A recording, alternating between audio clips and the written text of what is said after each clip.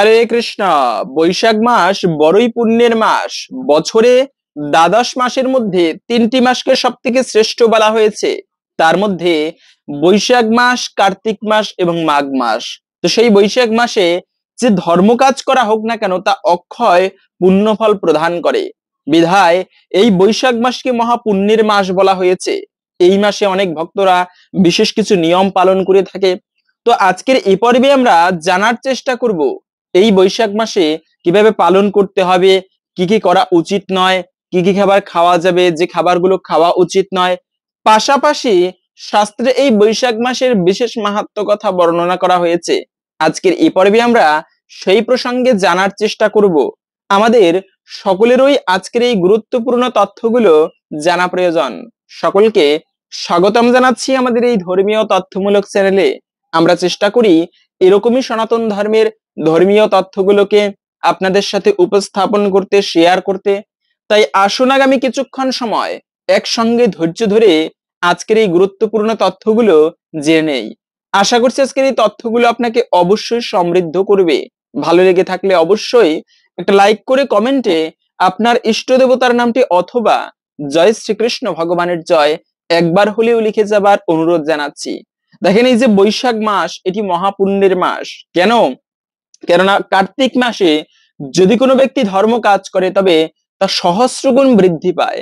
এজন্য কার্তিক মাসকে আবার শ্রেষ্ঠ বলা হয়েছে। আবার মাঘ মাস কেন শ্রেষ্ঠ? কেননা মাঘ মাসে প্রচন্ড ঠান্ডা পড়ে। যদি এই প্রচন্ড ঠান্ডার মধ্যেও কোনো ব্যক্তি প্রভাতকালে স্নান করে ইষ্টদেবের পুজো করতে পারে তবে এর ফলে তার ইষ্টদেবের কৃপা লাভ হয়, জীবনে তার দুর্ভাগ্য দূরীভূত হয়। এজন্য মাঘ মাসকে শ্রেষ্ঠ বলা হয়েছে। কিন্তু এই বৈশাখ মাস কেন শ্রেষ্ঠ? কেননা বৈশাখ মাসে যদি কোনো ব্যক্তি যে ধর্ম কাজ করুক তা অক্ষয় পুণ্য ফল প্রদান করে। বিধায় এই বৈশাখ মাস শ্রেষ্ঠ মাস। কেননা পুণ্য ফলেরও কমতি রয়েছে। হীনে পুণ্যে মত্তলোকম বিশন্তি গীতার মধ্যে রয়েছে যে আপনি পুণ্যের দ্বারা মানুষ স্বর্গে গমন করে। আপনি এই জগতে পুণ্য সঞ্চয় করবেন, এর ফলে স্বর্গে গমন করা যায়। সেই স্বর্গে অযুত কোটিকাল স্বর্গ সুখ ভোগ করে আবার যখন পুণ্য থাকবে না, শেষ হয়ে আসবে, তখন আপনাকে আবার এই পৃথিবীতে জন্মগ্রহণ করতে হবে। তাহলে পুণ্য ফলেরও কমতি হয়। কিরকম? আপনার কাছে হয়তো বা 1,00,000 টাকা আছে। 1,00,000 টাকা আপনি এবারে সেই টাকা আপনি শহরে গেলেন, অনেক সুখ ভোগ করলেন, অনেক ফ্যাসিলিটি পেলেন, অনেক কিছু নিলেন। তারপরে টাকা থাকবে না, আবার আপনাকে বাড়িতে ফিরে আসতে হবে। তো বিষয়টা হচ্ছে ওই রকম যে আপনার পুণ্য না থাকলে আবার পৃথিবীতে আসতে হবে। তো এই পুণ্য ফলের কমতি হয়। কিন্তু যদি কোনো ব্যক্তি একমাত্র এই বৈশাখ মাসে ধর্ম কাজ করে, ওই পুণ্য ফলের কখনো কমতি নেই। এজন্য এই বৈশাখ মাসে অক্ষয় তৃতীয়া রয়েছে। এই অক্ষয় তৃতীয়ার অনেক মাহাত্ম্য। এই বৈশাখ মাস কেন এত পুণ্যের মাস? কেননা এই বৈশাখ মাসে অনেক ভালো ভালো কার্য করা হয়েছিল, কিন্তু ইতিহাসে পাওয়া যায় স্বয়ং মা লক্ষ্মী দেবী এই বৈশাখ মাসে তিনি কুবের দেবতাকে কৃপা করেছিলেন, আশীর্বাদ করেছিলেন। তাই প্রথমত বলে দিচ্ছি, এই বৈশাখ মাসে যে কোনো দিনই আপনারা লক্ষ্মী পুজো করতে পারবেন একান্ত ভক্তির সহিত। সাধারণত আমরা জানি বৃহস্পতিবারে লক্ষ্মী পুজো করা হয় অথবা পূর্ণিমার দিনে লক্ষ্মী পুজো করা হয়। কিন্তু শুধু বৃহস্পতিবার আর পূর্ণিমা নয়, যে কোনো দিনে আপনারা লক্ষ্মী পুজো করতে পারবেন একান্ত ভক্তির সহিত। সেটা যে কোনো দিন হোক। এই বৈশাখ মাসে সেই কুবের দেবতা মানে এই যে ধনকুবের বলা হয়, যদি কারো একটু টাকা পয়সা বেশি থাকে তাকে উপাধি স্বরূপ ধনকুবের বলা হয়। কিন্তু এই কুবের কেন বলা হয়? কেননা কুবের হচ্ছে স্বর্গের কোষাধ্যক্ষ। ইন্দ্র কতটা ধনী, তার থেকেও বেশি ধনী হচ্ছে কুবের। সেই কুবের সাধনা করেছিল কি ইচ্ছায়? যে অনেক ধনশালী হব। সকাম কামনা নিয়ে কুবের পর্যন্ত স্বয়ং বৈভব লক্ষ্মীর সাধনা করেছিল, তপস্যা করেছিল। অনেক বছর তপস্যা করার পরে মা লক্ষ্মী প্রসন্ন হয়ে কুবের দেবতাকে আশীর্বাদ প্রদান করেছিল, কি বর চাও তুমি বলো। তখন কুবের দেবতা বলেছিল, মা আমি জগতে অনেক ধনী হতে চাই। মা লক্ষ্মী বলেছিল তথাস্তু, তাই হবে। তখন মা লক্ষ্মী এই সেই অক্ষয় তৃতীয়ার দিনে স্বয়ং কুবের দেবতাকে আশীর্বাদ করেছিল, যা ছিল কিন্তু এই বৈশাখ মাসে। সেজন্য এই বৈশাখ মাসে প্রত্যেকে আপনারা বেশি করে লক্ষ্মী পুজো দিতে পারেন। আবার আমরা একটা ভুল কাজ করি কি, যে একাকী লক্ষ্মী পুজো দিই। কিন্তু শুধুমাত্র লক্ষ্মী পুজো নয়, লক্ষ্মী এবং নারায়ণের পুজো দিতে হয়। আপনি হয়তো বা বাড়িতে লক্ষ্মী পুজো করতে পারছেন না, চেষ্টা করবেন যে কিছু লক্ষ্মী দিয়ে নারায়ণের সেবা করা, এটাও লক্ষ্মী পুজো। আপনি যে টাকা ইনকাম করেন প্রতিদিন, সেই টাকা দিয়ে নারায়ণের সেবা করতে হয়। সম্পূর্ণ নয়, শাস্ত্রে এটা শিবপুরাণে পাওয়া যায় যে একটা মানুষ যে টাকা ইনকাম করে তাকে 3 ভাগ করা উচিত। 1 ভাগ টাকা ভবিষ্যতের জন্য জমা রাখতে হয়, আর 1 ভাগ টাকা ওই দিনে জীবিকা নির্বাহের জন্য ব্যয় করতে হয়, আর 1 ভাগ টাকা ধর্ম কাজে ব্যয় করতে হয়।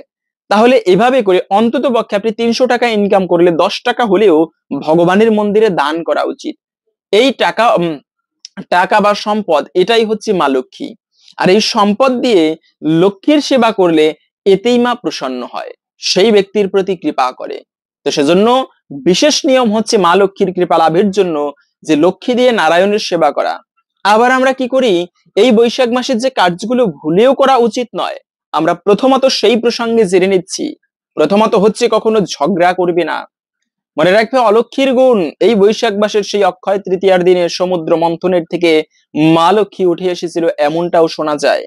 সমুদ্র মন্থন করা হচ্ছিল, ভগবান বিষ্ণু তিনি দেবতাদেরকে নির্দেশ দিলেন, যাও তোমরা অসুরের সাথে চুক্তি করে এই সমুদ্র মন্থন করো। দেবতারা একা পারবে না সমুদ্র মন্থন করতে, তখন মন্দার পর্বত নিয়ে বাসুকীনাগ তাকে দড়ি বানিয়ে তারা সমুদ্রকে মন্থন করেছিল, এবং সেই সমুদ্রের থেকে অনেক কিছু উঠে এসেছিল। শুধু অমৃত নয়, সেখান থেকে অনেক কিছু উঠে এসেছিল, ঘোড়া এসেছিল, হলাহল বিষ এসেছিল। এবং এই যে মা লক্ষ্মী তিনি উঠে আসার আগে, তার আগে কিন্তু অলক্ষ্মী বেরিয়েছিল।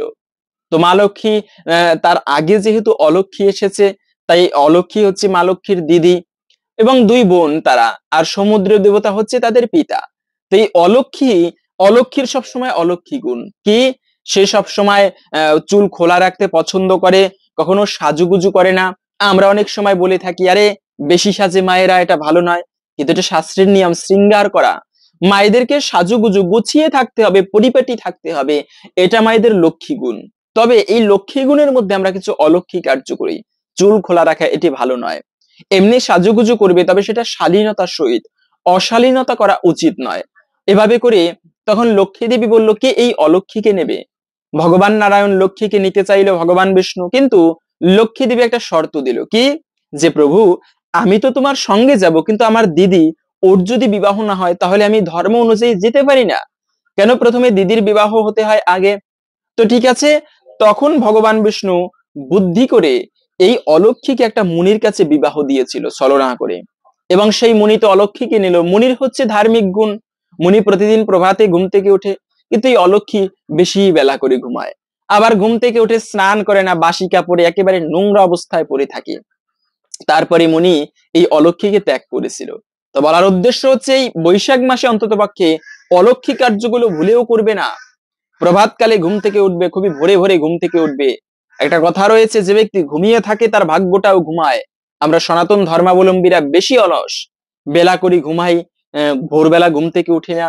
কিন্তু মনে রাখবে, অন্তত পক্ষে নতুন বছর পড়েছে, আপনারা এই মাসে খুবই তাড়াতাড়ি ঘুমাতে যাবেন, তাড়াতাড়ি ঘুম থেকে উঠবেন। অনেক জায়গায় যারা কৃষি কাজ করে তাদের বেশিরভাগ কাজ বাজ পড়ে গিয়েছে এই বৈশাখ মাসে, প্রচন্ড গরম এই মাসে, তথাপিও এই বৈশাখ মাসে যদি কোনো ব্যক্তি খুবই ভোরে ভোরে ঘুম থেকে উঠে ইষ্টদেবের সাধনা করতে পারে, তার জীবনে অক্ষয় পুণ্য ফল সে ব্যক্তি লাভ করতে পারে। জীবনে প্রত্যেকটা ব্যক্তি সঞ্চয় করতে চায়, টাকা পয়সা কেনা সঞ্চয় করতে চায়, ভবিষ্যতে কেনা ভালো থাকতে চায়। স্বাভাবিক প্রবৃত্তি আমাদের 2 ধরনের, আমাদের স্বাভাবিক চেতনা, স্বাভাবিক প্রবৃত্তি, কিছু কিছু জিনিস আমাদের ভিতরে থেকে যায়। একটা হচ্ছে আমরা প্রত্যেক মানুষ সুখী হতে চাই, এটা চিরন্তর প্রবৃত্তি। এমনকি দেবতা পর্যন্ত সবাই কিন্তু সুখে থাকতে চায়, কেউ বলবে না আমি দুঃখে থাকতে চাই, সবাই সুখী হতে চায়। এই এত কিছু করা, এত ভালো ভালো বাড়ি, কোটি কোটি টাকা, সেই দুবাইয়ের 140 তলা ভবন, কি জন্য? কেন ওই সুখের জন্য মানুষ সেখানে কেন যায়, এত কোটি কোটি টাকা খরচ করে। একদিনের বাসা ভাড়া অনেক সময় 1 লক্ষ 1.5 লক্ষ টাকাও হয়ে থাকে বাংলাদেশি টাকায় বা ভারতীয় রুপিতে। তাহলে কথা হচ্ছে, এত টাকা খরচ কি জন্য? আমাদের এত কষ্ট, এত পরিশ্রম, এত আয়োজন কি জন্য? ওই একটুকু বিষয়ের জন্য সুখ লাভ প্রত্যেকটা মানুষ কিন্তু করতে চায়। যদিও আমরা জানি না প্রকৃত কি করে সুখী হতে চায়, তথাপিও আমরা প্রত্যেকেই সুখী হতে চাই। দ্বিতীয়ত হচ্ছে, সবাই কিন্তু জীবনে সেই অমৃত চায়। অমৃত বলতে এমন বস্তু কেউ কিন্তু বিষ চাইবে না, বা খারাপ বিষয় কেউ কিন্তু চাইবে না। সবাই কিন্তু জীবনে অমৃত চায়, ভালো কিছু প্রাপ্ত করতে চায়। তো যাই হোক না কেন, জীবনে সবাই কিন্তু অন্তিমে ভালো থাকতে চায়, এজন্য মানুষ টাকা পয়সা সঞ্চয় করে, ধন সঞ্চয় করে। কিন্তু মনে রাখবে, শুধু ধন সঞ্চয় না, টাকা পয়সা সঞ্চয় করলে আপনি এই জগতে ভালো থাকতে পারবেন, কিন্তু পরজগতের কথা আমরা খুবই কম চিন্তা করি। পরজগতের জন্য কিছু সঞ্চয় করা উচিত। যদিও হয়তো অনেকে বয়স অনুসারে কথাগুলোকে এতটা গুরুত্ব না দিলেও এগুলো প্রকৃতই শাস্ত্রের বাণী। জীবনে পরকালের জন্য চিন্তা করা উচিত। এই জগতে ভালো থাকাই ভালো থাকা নয়। রাজা কি প্রজা, একটা ভিখারিও যে স্থানে তাকে পোড়ানো হবে, একটা রাজাকেও সেই স্থানে পোড়াতে হবে। কিসের অহংকার তাহলে জীবনে? কেন এত আয়োজন তাহলে জীবনের? জীবনে থাকবে বৈষম্যতা, কেউ ধনী কেউ গরিব হতে পারি, কিন্তু পরকালের জন্য সঞ্চয় করা উচিত। যমরাজ কিনে ধনী গরিব দেখবে না, যমরাজ দেখবে সময়, তোমার মৃত্যুর সময় এসেছে, তোমাকে যেতে হবে তার সাথে। যদি আপনাদের এই কথাগুলোকে বোরিং লাগে তবে এড়িয়ে যেতে পারেন, আপনি স্কিপ করে অন্য ভিডিও দেখতে পারেন। অনেকে বলে ভিডিওটা একটু দীর্ঘ হয়ে যায়, সেক্ষেত্রে আমার ভালো লাগে এই তথ্যগুলো আলোচনা করতে বলতে। তো আপনারা যদি সেরকম বোরিং হয়, হতেই পারে, স্বাভাবিক, তো আপনারা স্কিপ করতে পারেন বা সময় না থাকলে দেখার মতো। কিন্তু খুবই দার্শনিক বা খুবই এগুলো চরম বাস্তবতা। জীবনে মৃত্যু দেবতা কাউকে পরোয়া করে না। সে তুমি যত বড় রাজার ছেলে হও, যত বড় ব্যক্তি হও না কেন, যমরাজ কৃষ্ণ নাম করো জীব, আর সব মিছে, পালাইবার পথ নাই জমা চেপিছে। কৃষ্ণ নাম করো আর সবকিছু মিছে, জগতের যাহা কিছু দেখতে পাচ্ছ, আরে আমার সামনে টাকা, টাকার প্রতি কখনো পরনির্ভরশীল হবে না, স্বনির্ভরশীল হবে। পরনির্ভর বলতে কি? অপর ব্যক্তির উপর ডিপেন্ড করা। আমি টাকা পয়সা উপার্জন করি, আমি স্বনির্ভর, তার মানে অপর ব্যক্তির উপর আমি ডিপেন্ড করি না, আমি স্বনির্ভর, এরকমটা শাস্ত্রে বলা হয়নি। টাকার উপরে নির্ভর করা, এটাও পরনির্ভর। আর যদি তুমি পরনির্ভরশীল যত হবে, তত তুমি এই জগৎ থেকে দুঃখ পাবে। তুমি তোমার স্ত্রীকে খুবই ভালোবাসো, স্ত্রীর উপর তুমি নির্ভরশীল, একদিন না একদিন তুমি তার মাধ্যমে দুঃখ পাবেই। হয়তোবা স্ত্রী তোমাকে ধোকা দিচ্ছে না, কিন্তু একদিন তাকে চলে যেতে হবে, এই সংসার ত্যাগ করে, এই জগতের মায়া ত্যাগ করে তাকে বাধ্য হতে হবে যেতে। যমরাজ তাকে নিয়ে যাবে, তখন তোমাকে হৃদয় থেকে ভেঙে পড়তে হবে, আঘাত পেতে হবে। এই জগৎকে ভালোবাসা, এই জগতের মোহে পড়া, এটি অন্তিমে দুঃখের কারণ। টাকা পয়সার প্রতি মোহিত হওয়া, টাকা পয়সার প্রতি ভরসা করে জীবন যাপন করা বা গর্ব করা, এটিও বোকার কার্য। কেন? এই জগতের ক্ষণস্থায়ী সম্পদের জন্য কখনো আপনি অহংকার করবেন না, যদি ব্যক্তি প্রকৃতই জ্ঞানী হয়। সেজন্য যারা প্রকৃত জ্ঞানী, যারা ধনী ব্যক্তি, যারা রূপ রয়েছে, তার জন্য মনে রাখবে, টাকা, আমি সুন্দর একটা এরকম একটা লেখনী পড়েছি এরকম, যে শারীরিক সৌন্দর্য এবং টাকা পয়সার জন্য কখনো অহংকার করবে না বা বড়াই করবে না। কেন? একদিন তোমার শারীরিক বলও থাকবে না, শক্তিও থাকবে না, একদিন সম্পদও থাকবে না। ভগবানের খেলা কেউ বুঝতে পারে না। এক সেকেন্ডের মধ্যে ভিখারিকে রাজায় পরিণত করতে পারে, রাজাকে ভিখারিতে পরিণত করতে পারে। কখনো অহংকার করবে না। নতুন বছর আজকে বৈশাখ মাস গতকালকে শুরু হয়েছে। এই মাসের প্রথম দিনটি থেকে আপনারা চেষ্টা করবেন জীবনে সরল জীবন যাপন করতে। হতে পারে আপনি অনেক ধনী, কিন্তু সরল জীবন যাপন, উচ্চ চিন্তাধারা, প্রতিদিন পরকালের জন্য কিছু সঞ্চয়ের মনোবাসনা করা। আমি ঠাকুরের জন্য কিছু সঞ্চয় করব, পরকালে যেন, আমরা সবাই ভালো থাকতে চাই, কিন্তু পরকালে যেন আমি ভালো থাকতে পারি, তার জন্য কিছু সঞ্চয় করব। কারণ এই বৈশাখ মাস সঞ্চয়ের মাস। যে যত বেশি পুণ্য করবে তা কোনোদিন কমতি হবে না, অক্ষয় ফল প্রদান করে। সেজন্য এই পুণ্যের মাসে আমরা অনেক সময় একাদশী ব্রত পালন করি না। তো আপনারা একাদশী ব্রত পালন করেন কিংবা না করেন, সকলে চেষ্টা করবেন অন্তত পক্ষে এই বৈশাখ মাসে 2টি একাদশী ব্রত পড়ে। ভগবানকে প্রসন্ন করার জন্য একটা শ্রেষ্ঠ মাধ্যম হচ্ছে ব্রত করা। জগতে যত প্রকার ব্রত রয়েছে, সব থেকে শ্রেষ্ঠ ব্রত হচ্ছে একাদশী ব্রত। যেমন এই গত চৈত্র সংক্রান্তিতে গেল সেই নীল নীল ষষ্ঠীর ব্রত। যারা সেই ব্রত করে তাদের সন্তানের কোনোদিন অকল্যাণ হয় না, স্বয়ং মা ষষ্ঠী দেবী তাই বলে গিয়েছেন। আবার অশোক ষষ্ঠীর ব্রত রয়েছে, কত প্রকার ব্রত রয়েছে আমাদের সনাতন ধর্মে। কিন্তু এরকম করে যত প্রকার ব্রত রয়েছে, সব থেকে শ্রেষ্ঠ ব্রত হচ্ছে একাদশী ব্রত পালন করা। যারা এই ব্রত পালন করবে, ভগবান তাদের প্রতি অত্যন্ত প্রসন্ন হয়। আর হরি যার প্রতি প্রসন্ন হয়, তার জীবনে কিসের চিন্তা, কিসের ভাবনা? হরি যাকে রক্ষা করে, কে তারে মারিতে পারে? তাই আপনারা প্রত্যেকে চেষ্টা করবেন এই বৈশাখ মাসে। মনে রাখবেন, না খেলে মানুষ মারা যায় না। আমরা অনেকে সন্তানেরা যদি একাদশী ব্রত করে, আমরা বলে থাকি, আরে একাদশী ব্রত করো, তোর অকল্যাণ হবে, তোর শরীর থাকবে। কিন্তু মনে রাখবে, না খেলে মারা যায় না, খেলে মারা যায়। আপনি না খেয়ে 2-3 দিন 7 দিন পর্যন্ত বাঁচতে পারে অনেক সময়, কিন্তু আপনি একটানা আপনি একদিন খেতে পারবেন না, একটানা 2-3 ঘন্টা কেউ খেতে পারে না। তার মানে মানে খেলে কিন্তু মানুষের সমস্যা হয় শরীরে, ওই যে বলে না ভোগ করতে হয়, কিন্তু মনে রাখবে ভোগের কারণে বিরক্তি আসে। এই যে আপনি যত বেশি মশলাদার এই বৈশাখ মাসে যে কার্যগুলো করা উচিত নয়, তার মধ্যে একটা বিশেষ কাজ হচ্ছে অতিরিক্ত মশলাদার খাবার খাবেন না। কেননা বৈশাখ মাস, এই মাসে গরম পড়ে প্রচন্ড, হজম শক্তি তত ভালো কাজ করে না। মশলাদার খাবার খেয়েছেন তো শারীরিক সমস্যায় ভুগবেন। তো এই জন্য অতিরিক্ত মশলাদার খাবার খেতে নেই। মাছ মাংস গুলোকে যতটা কম খেয়ে পারা যায়, সাত্বিক খাবার সিম্পল ভাবে রান্না করবে। আমরা বাঙালিরা কিন্তু এটা মানে প্রচলিত, বেশি মশলাদার খাবার পছন্দ করি। তো চেষ্টা করবেন এই মাসে অন্তত পক্ষে, বা এই গরমের সিজনে, শুধু এই বৈশাখ মাস নয়, জ্যৈষ্ঠ মাসেও তো প্রচন্ড গরম পড়ে। তো এই সময় আপনারা সিম্পল খাবার, মশলাদার নয়, আবার অতিরিক্ত আমরা তেলে ভাজি খাবার বেশি পছন্দ করি।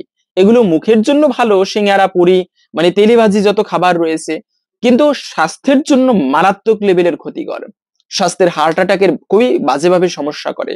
তো সেজন্য তেলে ভাজি খাবার যতটা কম খেয়ে পারা যায়, সাত্বিক ভাবে খুবই সিম্পল খাবার, অতিরিক্ত টক নয়, অতিরিক্ত ঝাল নয়, চেষ্টা করবেন তেতা জাতীয় মানে তেতো জাতীয় খাবার বেশি খেতে, নিম পাতা এগুলো। তেতো দেখেন কত গুরুত্বপূর্ণ, তেতো স্বাস্থ্যের জন্য মানে জিহ্বার জন্য ভালো লাগে না, কিন্তু স্বাস্থ্যের জন্য কিন্তু উপকারী। যে জিনিসটা আপনার খেতে ভালো লাগে না, ওটা শরীরের জন্য কিন্তু অনেক সময় উপকারী। তো এই মাসে তেতো খেতে পারেন বেশি বেশি, এটি খুবই ভালো স্বাস্থ্যের পক্ষে। আবার এই বৈশাখ মাসে কিন্তু অক্ষয় তৃতীয়া রয়েছে। এই দিনটির অনেক বিশেষ মাহাত্ম্য পাওয়া যায়। এই বৈশাখ মাস কেন এত গুরুত্বপূর্ণ বলা হয়েছে? কারণ এই বৈশাখ মাসে স্বয়ং ভগবান শ্রীকৃষ্ণ তার আপন ভক্ত সুদামাকে কৃপা করেছিল। আরে ভগবানের কাছে চাইতে হয় নাকি? আমরা চাইতে জানি না ভগবানের কাছে গিয়ে যে যার মতো মনস্কামনা বলি। তুমি যা ভগবানের কাছে চাইছো, ভগবান তার থেকে অধিক বেশি দেওয়ার জন্য ভেবে রেখেছে, কিন্তু আমরা ভগবানের কাছে চাইতে জানি না, চেয়ে ঠকে যাই। ভগবান আমাকে এত কিছু দাও, এত টাকা দাও, আমার রোগটা ভালো করে দাও। ভগবান তোমাকে এর থেকেও বেশি কিছু দেওয়ার জন্য প্রস্তুত রয়েছে, বসে রয়েছে, কিন্তু আমরা চাইতে জানি না ভগবানের কাছে। সেজন্য এক ভক্ত বলে গিয়েছেন যে ওরা চাইতে জানে না দয়াময়, ওরা চাহে ধনজন আরো আরোগ্য জনয়। যে প্রভু ওরা চাইতে জানে না, ওরা চাহে ধনজন আরো আরোগ্য জনয়। তো এই আরোগ্য চায়, ধন চায়, জন চায়, টাকা চায়, কিন্তু প্রভু এরা চাইতে জানে না তোমার কাছে। সুদামা এত গরিব ছিল, সুদামা তার স্ত্রী বলেছে, ওগো তুমি, আমরা তো খুবই গরিব কষ্টের মধ্যে দিন যাপন করছি, শুনেছি তোমার বন্ধু শ্রীকৃষ্ণ পরম বন্ধু ভগবান, এজন্যই তো বলা আছে হে কৃষ্ণ করুণার সিন্ধু। জগতে 7 প্রকারের সমুদ্র রয়েছে, কিন্তু হে প্রভু তুমি এমন এক সিন্ধু, তোমার চরণে অবগাহন করলে তুমি হচ্ছে কৃপার সাগর। তুমি হচ্ছে জগতের, এই জগতে 7 প্রকারের সমুদ্র থাকলেও তুমি এমন এক সমুদ্র, তোমার সমুদ্রে যে ব্যক্তি অবগাহন করলে তিনি কেবল কৃপাই প্রাপ্ত করতে পারে। হে প্রভু তুমি করুণার সিন্ধু, দীনহীনের বন্ধু, তুমি দীনবন্ধু। মানে এই জগতে যদি কোনো ব্যক্তির না থাকে কোনো আপনজন, তবে তুমি তার একমাত্র বন্ধু, দীনবন্ধু জগৎ পথে। হে প্রভু তোমাকে আমি প্রণাম করি। তো সেই সুদামার স্ত্রী সুশীলা বলল যে প্রভু, যে ভগবান শ্রীকৃষ্ণ শুনেছি তোমার বন্ধু দ্বারকাধিপতি কৃষ্ণ, তিনি তো রাজা, তোমার বন্ধু ছিল। তুমি একটা কাজ করো, তিনি তো সদয়, তুমি তার কাছে গিয়ে তোমার গরিবতার কথা জানাও, ভগবান শ্রীকৃষ্ণ তোমার বন্ধু তোমাকে কিছু দিবে। ঠিক আছে, সুদামা যেতে চায়নি, কিন্তু স্ত্রীর জোরাজুরি, স্ত্রী কি করেছে, 5 ঘরে ভিক্ষা করে 5 ঘরের খুদ নিয়ে চিড়ে করে তা সুদামাকে দিয়েছে কাপড়ে বেঁধে। আর সুদামা কি করবে, তাই নিয়ে বন্ধুর জন্য যাচ্ছে, দেবার মতো তো কিছু নেই। বন্ধুর কাছে গেলে দেখা করলে কিছু দিতে হয়, ভগবানকে দেখা করতে গেলে, এজন্য মন্দিরে গেলে কিছু দক্ষিণা দিতে হয়। আপনি হয়তো বা টাকা নেই, একটা পুষ্প নিয়ে যেতে হয়, টাকা পয়সা কিচ্ছু নেই, আপনি ঘরের চাল আছে, কিছু চাল নিয়ে যেতে হয় মন্দিরে। গুরুদেব দর্শন করতে গেলেও কিছু দক্ষিণা দিতে হয়। দক্ষিণা ছাড়া জগতে কিছু হয় না, যজ্ঞ করাতে গেলে দক্ষিণা দিতে হয়। এখন অনেকে বলে আরে টাকা, সাধুরা খালি টাকা চিনে, টাকাই যে দক্ষিণা এরকমটা নয়। হয়তো আপনার সেরকম সামর্থ্য নেই, তাহলে আপনার একটা পুষ্প দেওয়া উচিত। সেরকম সামর্থ্য না থাকলে ঘরে যা আছে, আপনি হয়তোবা সবজির কিছু রয়েছে, কিছু সবজি দিতে পারেন, কিন্তু দক্ষিণা ছাড়া কোনো ধর্মানুষ্ঠান সম্পূর্ণ হয় না। তাই ঠাকুর দর্শনে গেলে দক্ষিণা দিতে হয়। সুদামা কি করবে, সেই চিড়ের খুদ নিয়ে গিয়েছে ভগবান শ্রীকৃষ্ণকে দর্শন করার জন্য। সুদামা নিয়ে যাচ্ছে, কিন্তু বন্ধুর ওই ছোটবেলা কত কাহিনী করেছে সুদামার সাথে, শ্রীকৃষ্ণ আর সুদামা কত লীলা করেছে, ওই একান্ত লীলাগুলো মনে করে করে চোখের জলে বক্ষ ভাসাচ্ছে, আর সেই চিরে পর্যন্ত ভিজে গিয়েছে সুদামার চোখের জলে। ভগবান শ্রীকৃষ্ণ দ্বার রক্ষীরা সুদামাকে থামিয়ে দিল। ভিখারির বেশে দেখতে সুদামা, দেখতে কিন্তু ভালো নয়। বলল, দাঁড়াও, তুমি কোথায় যাচ্ছ? বলে, দেখো, দ্বারকাধিপতি শ্রীকৃষ্ণ আমার বন্ধু হয়, বাল্যকালে আমরা একসঙ্গে পড়ালেখা করেছি, যাও গিয়ে কৃষ্ণকে জানাও তার বন্ধু সুদামা এসেছে। ভগবান শ্রীকৃষ্ণকে জানালো। রাজ সিংহাসন ছেড়ে কৃষ্ণ ভগবান ছুটে আসলো বন্ধু সুদামাকে দর্শন করার জন্য, দৌড়ে এসে আলিঙ্গন করলো। বন্ধু, তুমি ভালো আছো? ভগবান শ্রীকৃষ্ণ আলিঙ্গন করলো, নিজে আদর করে যত্ন করে সুদামাকে ঘরে নিয়ে গেল এবং নিজের হাতে করে বন্ধুর চরণ ধৌত করে দিল। এ হচ্ছে আমার ভগবান, নিজে আচরণের মাধ্যমে জগৎকে শিক্ষা দেয়। তাই কৃষ্ণের যতত খেলা সর্বোত্তম নরলীলা, নরবপু তাহারও স্বরূপ।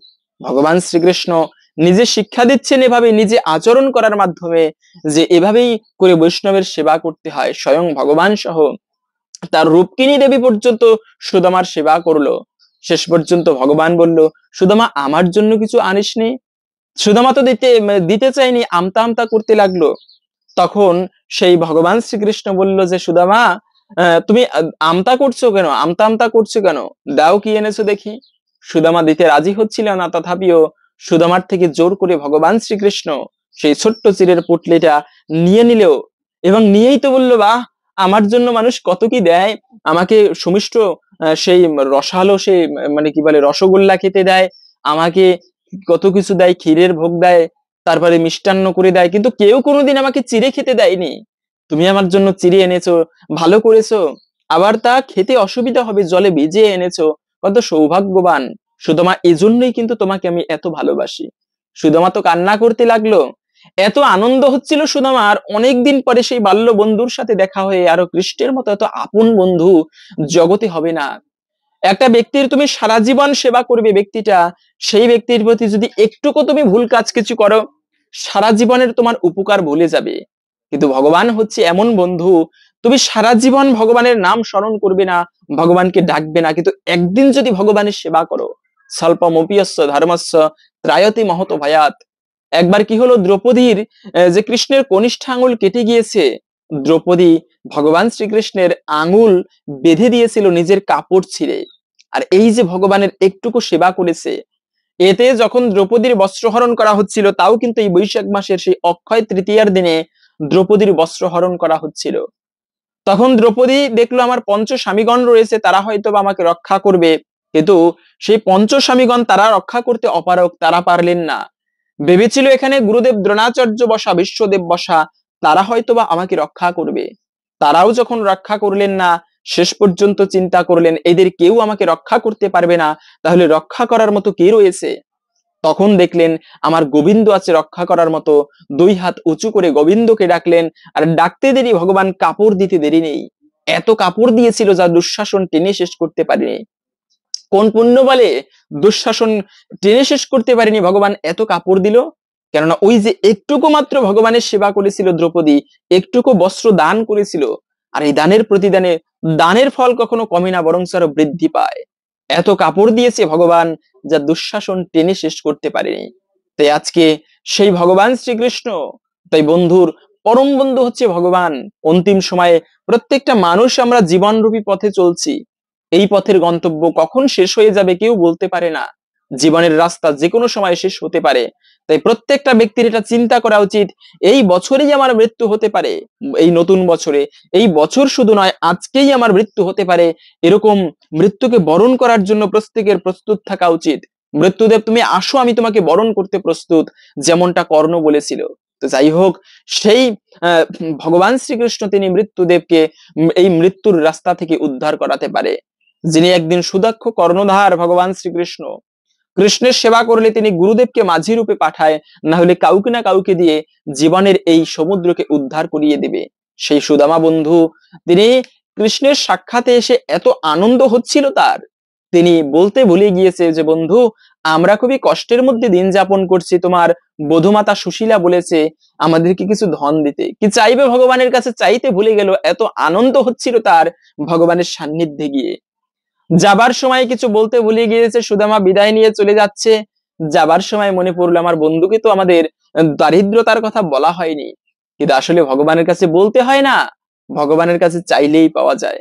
আজকে সুদামা তো ভগবানের কাছে চাইতে লাগলো, চাইনি কিছু, কিন্তু বাড়িতে গিয়ে দেখে আরে কোথায় আমাদের বাড়ি ঘর, এখানে কি আবার অট্টালিকা করে বসে আছে। সুদামা অবাক, বাড়ির বাহিরে অবাক হয়ে তাকিয়ে দেখছেন। এমন সময় তার স্ত্রী বেরোলো।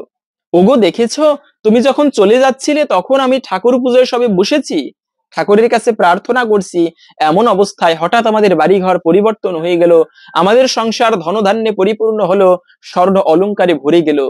সুদামা তখন তার স্ত্রী বলল, দেখেছো এ হচ্ছে ভগবান। সুদামা বলল, আরে তা কি করে সম্ভব, আমি তো কৃষ্ণকে কিছু জানাইনি। বলে, দেখো ভগবানকে কিছু বলতে হয় না, বলতে হয় না, তার কাছে গেলে তিনিই ভক্তের অভাব পূরণ করে দেয়, তাই তো তিনি ভক্তের ভগবান, স্বয়ং শ্রীকৃষ্ণ, এ হচ্ছে ভগবান। আর তার এই কাহিনীটি, এই লীলাটি যেদিনে ঘটেছিল সেই দিনটি ছিল কিন্তু এই বৈশাখ মাসের অক্ষয় তৃতীয়ার দিন। এজন্য মূলত আমি বলবো এই বৈশাখ মাসটা সব থেকে শ্রেষ্ঠ মাস, মহাপুণ্যের মাস। যদিও এই বৈশাখ মাসে প্রচন্ড গরম পড়ে, চতুর্দিকে পুষ্করিণী শুষ্ক হয়ে যায়, গাছপালা তারা পর্যন্ত শুষ্ক হয়ে পড়ে, তথাপিও এই বৈশাখ মাসে আপনারা, অনেকে প্রশ্ন করে যে অনেকে দেখি হবিষান্ন খায়, হবিষান্ন মানে হচ্ছে একটু সেদ্ধ করে ঘি দিয়ে রান্না করে সেদ্ধান্ন খায়। সেক্ষেত্রে সেই হবিষান্ন খেতে হবে কিনা বা ব্রত পালন করতে হবে কিনা। অনেকে এই হবিষান্ন কেন খায়, একটুকু কঠোর ভাবে সাধনা করে তারা। হ্যাঁ, এটি ভালো, কঠোর সাধনা করার মাধ্যমে ভগবানের আরো কাছে যাওয়া যায়। তো সেক্ষেত্রে হবিষান্ন খেতে হবে কিনা, না, সবার না খেলেও হবে। যদি আপনি ইচ্ছা করেন যে আমি একটুকু বিশেষভাবে পালন করবো এই বৈশাখ মাসটা, সেক্ষেত্রে আপনি করতে পারেন। তবে হবিষান্ন না খেলেও হবে। অনেকে আছে কাজকর্ম করতে হয়, প্রচন্ড গরম, সেক্ষেত্রে আপনারা যারা মাছ মাংস গ্রহণ করেন তারা এই একটা মাস নিরামিষ খাবার গ্রহণ করতে পারেন। সাত্বিক খাবার প্রত্যেকের গ্রহণ করা উচিত, অন্তত পক্ষে এই বৈশাখ মাস একটা মাস আপনারা অবশ্যই চেষ্টা করবেন নিরামিষ খেতে। দ্বিতীয়ত হচ্ছে আমরা অনেক সময় আবার নিরামিষ খাই অনেকে, কিন্তু যারা নিরামিষ খান তারা চেষ্টা করবেন এই এক মাস ভগবানের প্রসাদ গ্রহণ করতে। আরে নিরামিষ তো মানে পশু পাখিরাও খেয়ে থাকে, যেমন ছাগল, হরিণ। ছাগলের সাথে আমি তুলনা করছি না, তার মানে যেহেতু কথাটা প্রথমে বলেছি, হরিণ সুন্দর প্রাণী, তারাও তো নিরামিষ খায়, তাহলে পশুতেও তো নিরামিষ খায়। ওই পশুর নিরামিষ খাওয়ার আমার নিরামিষ খাওয়ার মধ্যে পার্থক্য রইলো না। নিরামিষ খাওয়ার উদ্দেশ্য হচ্ছে ভগবানের প্রসাদ খেতে হয়। নিরামিষ খেলে শরীর ভালো থাকে, কিন্তু ভগবানের প্রসাদ গ্রহণ করলে এতে স্বাস্থ্যও ভালো থাকে, আধ্যাত্মিক স্তরে মঙ্গল হয়ে থাকে। প্রসাদে সর্বদুঃখানাম হানিরস্য প্রজায়তে। তাই যারা নিরামিষ খাবার খেয়ে থাকেন তারা চেষ্টা করবেন অন্তপক্ষে এই একটি মাস ভগবানের প্রসাদ গ্রহণ করবে। এবং অনেকে প্রশ্ন করে যে যদি এই বৈশাখ মাসে কারো জন্ম হয়, বাড়িতে যদি অশৌচ পড়ে, বা যদি এই সময় কারো মারা যায়, বাড়িতে যদি অশৌচ পড়ে, তখন কি এই ব্রত আদি, এই ঠাকুর পুজো করা পালন করা যাবে কিনা। আমাদের সনাতন ধর্মে মনে রাখবে এত কুসংস্কারে ভরা এই সনাতন ধর্ম। আমরা মনে করি বাড়িতে কেউ মারা গেলে, বাড়িতে কেউ জন্ম নিলে ঠাকুর পুজো করা যাবে না, না, এটি সম্পূর্ণ বিভ্রান্ত।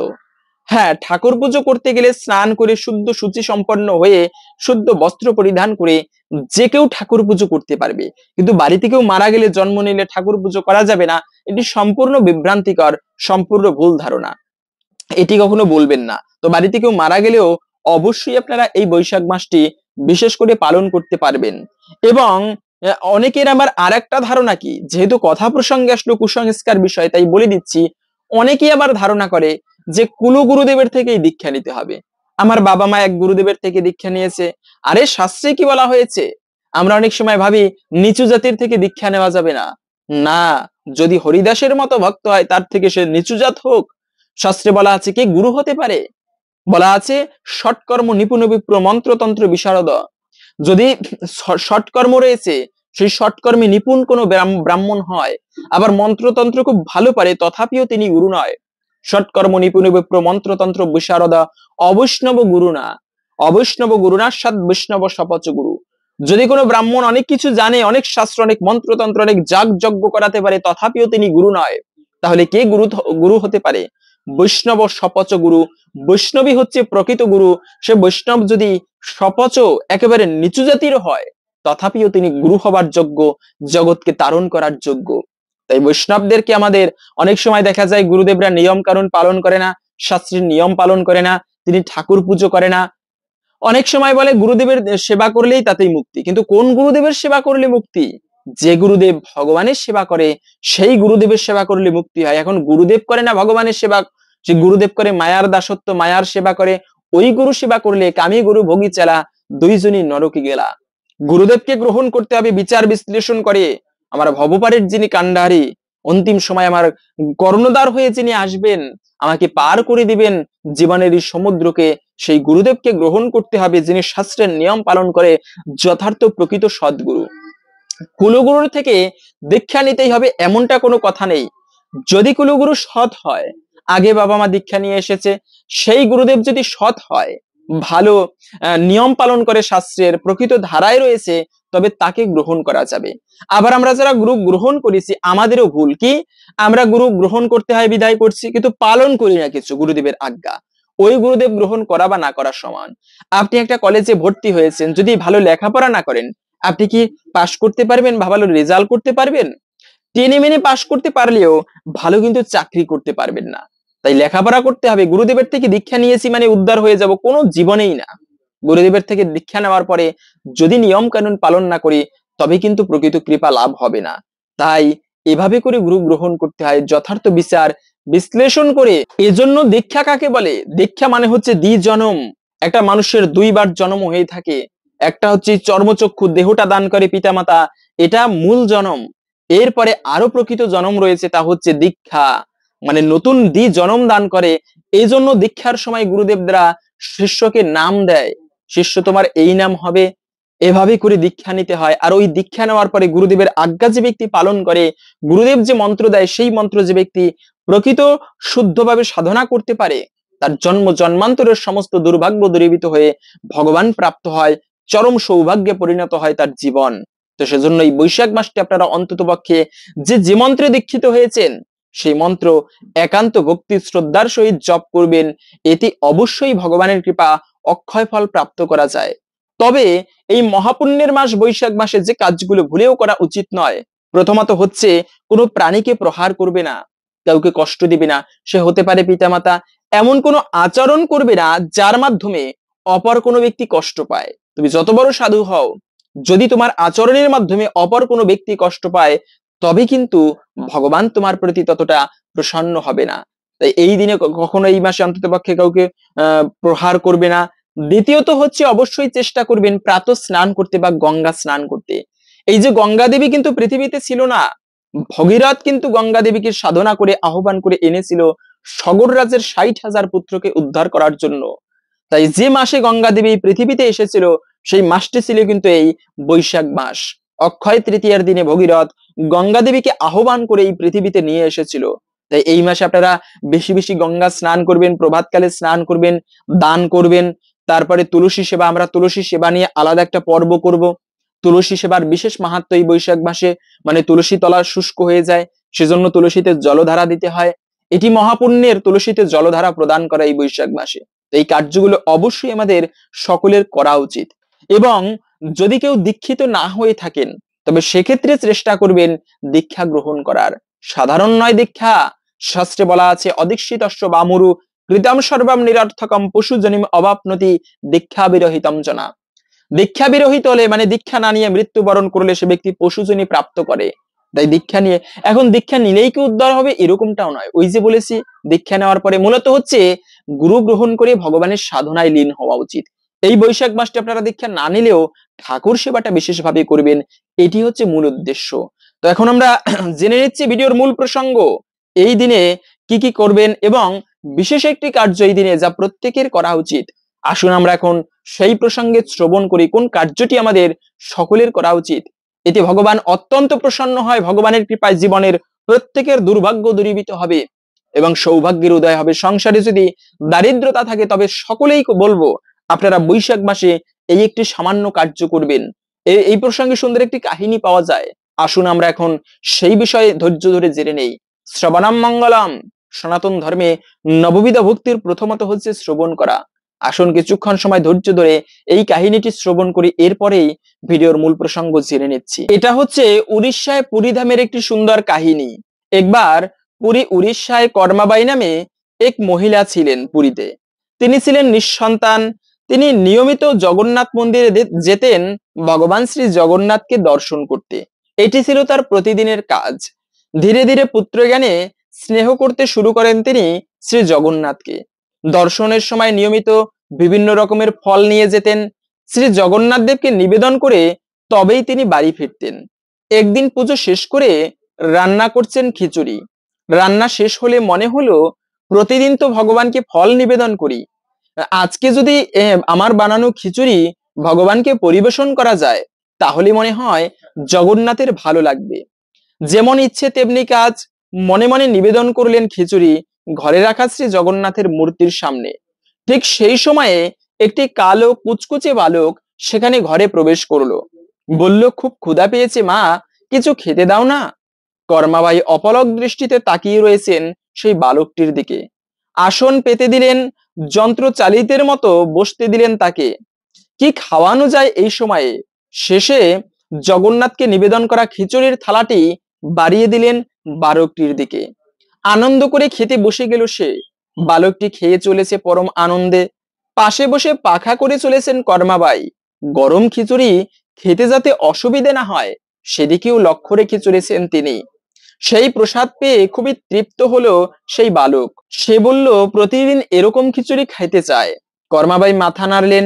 বালকটি এটাও বলে গেল প্রতিদিন সে আসবে সকাল সকাল খিচুড়ি খেতে। কর্মাবাই অপলক চেয়ে রইলেন বালকটির চলে যাওয়া অবয়বের দিকে। এক মোড়ের মাথায় অদৃশ্য হলো বালক। এদিকে কর্মাবাইয়ের সময় কাটে না। তার খালি মনে হতে থাকে কখন সকাল হবে, কখন তিনি রান্না করবেন, কখন আসবে বালক, তিনি খেতে দিবেন, পাখা করবেন, দুচোখ ভরে দেখবেন, সেবা করবেন, মহা আনন্দ লাভ করবেন। পরের দিন উঠেই সব কাজ ফেলে দিয়ে কর্মাবাই ধরিয়ে দিলেন উনুন। শুরু করলেন রান্না। মনে চিন্তা তার, রান্না যেন ভালো হয় ঠাকুর, জগন্নাথ তুমি সহায় হও। তোমায় নিবেদন করব বালকটিকে দেব সেই প্রসাদ, ও যেন আজও আসে।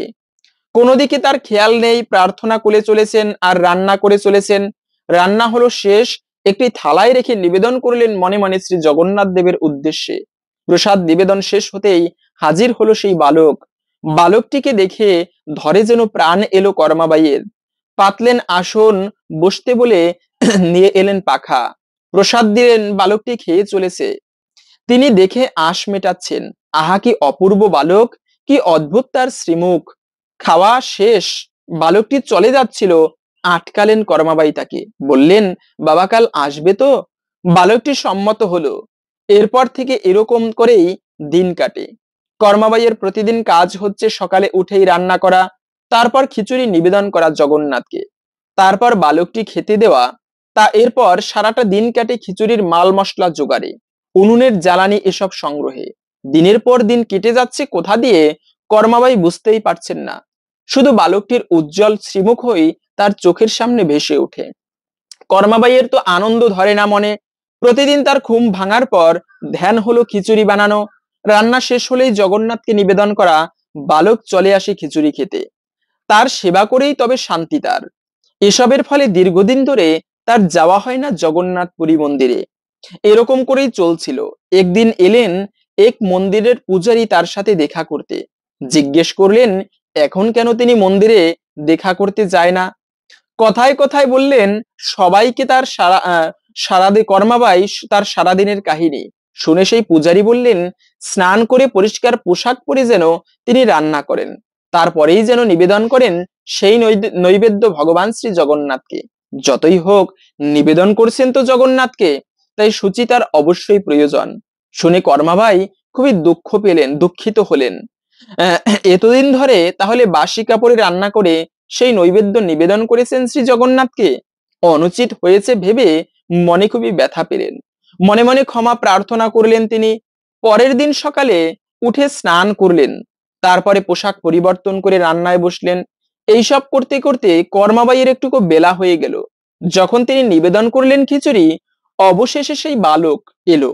তার মুখ তখন শুকিয়ে এতটুকু হয়ে গিয়েছে। এদিকে মন্দিরের প্রধান পুরোহিত নিবেদন করলেন ভোগ শ্রী জগন্নাথকে, কিন্তু দেখলেন নৈবেদ্য থেকে কোনো সুগন্ধ আসছে না। শ্রী জগন্নাথ তাহলে গ্রহণ করেননি নৈবেদ্য? কি অপরাধ হলো আমাদের তাহলে? ভেবে ভেবে ক্ষমা প্রার্থনা করে চলেছেন তিনি। অবশেষে দেখলেন শ্রী জগন্নাথ দেবের মুখে খিচুড়ি লেগে আছে। ধ্যানে বসে তিনি জানতে পারলেন, ধ্যান থেকে উঠে ছুটলেন সে পূজারীকে সঙ্গে নিয়ে কর্মাবাইয়ের ঘরে। সব বললেন খুলে, খুবই চমৎকৃত হলেন কর্মাবাই, তাহলে বালকটি স্বয়ং ভগবান শ্রী জগন্নাথ। আনন্দে কর্মাবাইয়ের দুচোখ গড়িয়ে জল পড়তে লাগলো। পূজারীদের অনুরোধে এরপর থেকে প্রতিদিন তিনি সকালে উঠে মন্দিরের রান্নাঘরে গিয়ে বানাতেন খিচুড়ি, নিবেদন করতেন তিনি শ্রী জগন্নাথের উদ্দেশ্যে। আজও সকালে নিবেদন করা হয় সেই কর্মাবাইয়ের খিচুড়ি জগন্নাথপুরী মন্দিরে। এ ছিল সেই শুদ্ধ ভক্ত কর্মাবাইয়ের কাহিনী। ভগবানও কিন্তু খেতে চায়, যদিও ভগবান তিনি অনন্ত কোটি ব্রহ্মাণ্ডের মালিক, তার ক্ষুধা লাগে না, তথাপিও ভক্ত যদি একান্ত ভালোবেসে ভগবানকে কিছু নিবেদন করে, তিনি না করতে পারেন না। আরো ভগবানের প্রসাদ। তাই এই বৈশাখ মাসে, পুণ্যের মাস, এই মাসে আপনারা অবশ্যই যে কার্যটি করবেন তা হচ্ছে বৈষ্ণব সেবা দিবেন। কিছু বৈষ্ণবদেরকে বাড়িতে নিমন্ত্রণ করে এনে ভগবানের প্রসাদ তাদেরকে সেবা দিবেন। আর এই প্রসাদের মাধ্যমে একে তো হচ্ছে প্রসাদ, দ্বিতীয়ত হচ্ছে বৈষ্ণব সেবা। এটি পরম মঙ্গলময়, জীবনে পরকালের জন্য আপনার অক্ষয় পূর্ণ ফল প্রাপ্ত হবে। এই বৈষ্ণব সেবার মাধ্যমে সারিয়া বৈষ্ণব সেবা নিস্তার পায়াছি কেবা। এই বৈশাখ মাসে কিছু করেন কিংবা না করেন, প্রত্যেকে এই একটি কার্য চেষ্টা করবেন করতে। হয়তো আপনি অনেক বৈষ্ণব সেবা দিতে পারছেন না, অল্প পরিসরে কিছু বৈষ্ণব হলেও শুদ্ধাচারী যারা, তাদের সেবা দিবেন। এতে ভগবানের কৃপা অনেকাংশেই প্রাপ্ত করা যায়। হরে কৃষ্ণ। আশা করছি আজকের এই গুরুত্বপূর্ণ তথ্যগুলো জেনে আপনি একটু হলেও সমৃদ্ধ হয়েছেন। ভালো লেগে থাকলে অবশ্যই একটা লাইক করে কমেন্টে আপনার ইষ্ট দেবতার নামটি অথবা জয় শ্রীকৃষ্ণ ভগবানের জয় একবার হলেও লিখে যাবার অনুরোধ জানাচ্ছি। ভগবান শ্রীকৃষ্ণের কৃপায় সকলের জীবনে মঙ্গল হোক, এই কামনা করে আজকের ভিডিওটি এখানে সমাপ্ত করছি। হরে কৃষ্ণ।